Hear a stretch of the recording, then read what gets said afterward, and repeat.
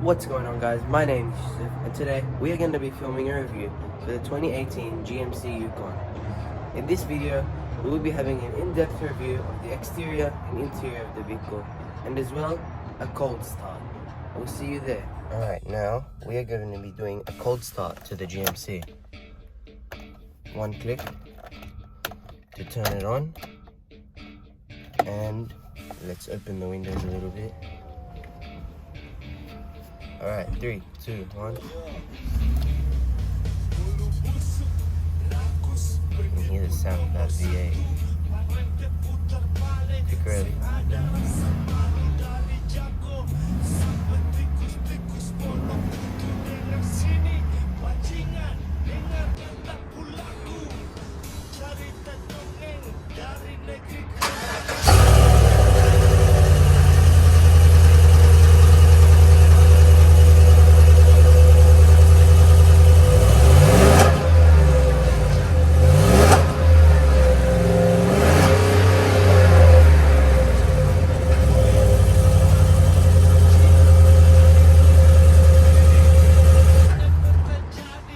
As you can see, the outside of the Yukon has a very large front grille with a very large nose.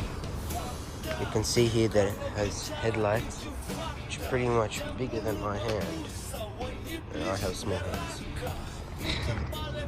This is the side of the Yukon. As you can see, it is a very long car.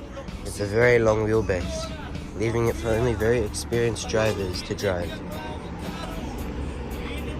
This here is the rear end of the car.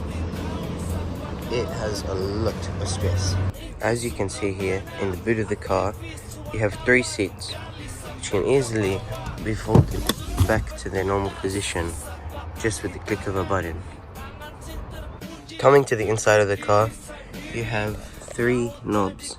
One is for the display brightness, one is for your headlights, and one is for your traction. You have 2-wheel auto, 4 high and 4 low. On your driver's side panel, it's pretty standard. You have window lock, you have child safety controls, rear windows up and down, front windows up and down, and here are buttons to control your mirrors, and here it's like a joystick for your mirrors. Turning on the car, you have a very non-standard dashboard. You have your RPMs, you have your battery volts, you have the engine temperature, you have your fuel tank, and you have how much oil in the car. You also have your kilometers per hour, with the most on the dashboard being 200 kilometers an hour. Now, the steering wheel on this GMC handles pretty well in the idle position. The one uncommon thing that I did not really like about this car is the shifting, and the idea that you don't have a shift knob. Right now in reverse, drive, neutral, drive, and low gear. And now we go back up. It's a bit annoying to use, but over time you would get used to it. Although this car does have a V8 engine, its fuel economy is pretty good, as we've done various trips this week and has only gotten to 1/4 now.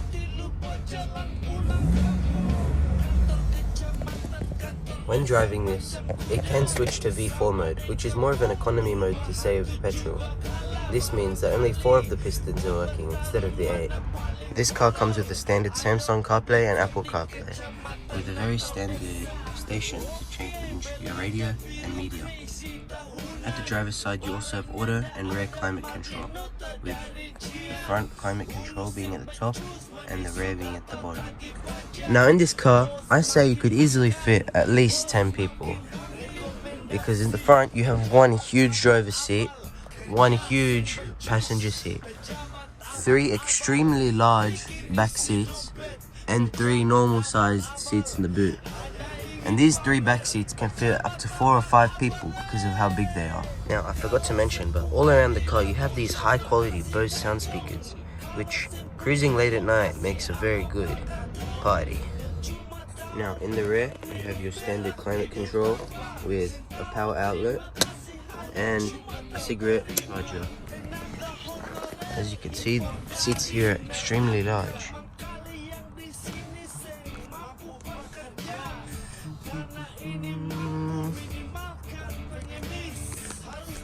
pulling this tab down, you unlock the cup holders with a small space here.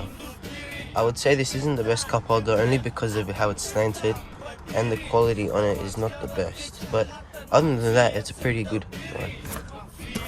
Now, coming to the end of this review, the GMC Yukon is a very spacious and luxurious car for a big family, and I can see why politicians and many other celebrities use this as one of their convoy cars, as this can fit many security personnel and can withtake a lot of damage. I'm Yusuf, this was my review of the 2018 GMC Yukon, and I'll see you next time. Goodbye.